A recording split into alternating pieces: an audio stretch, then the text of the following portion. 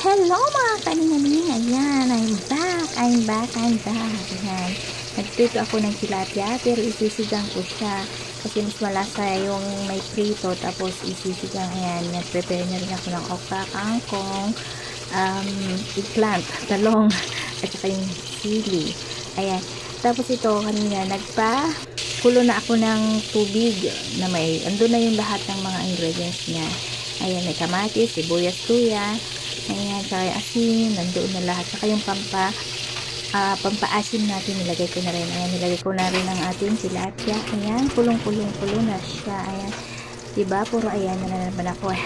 Ilagay na natin ng ating gulay. Pinagsama-sama ko na siya kasi mabilis naman lahat yan maluto. Ayan, tatakpan lang din natin yan at aantayin natin na maluto. Ayan, malapit na siyang maluto at maghigop-higop na tayo ng sabaw. Ayan, tignan mo naman. Thank you for watching. God bless. Bye.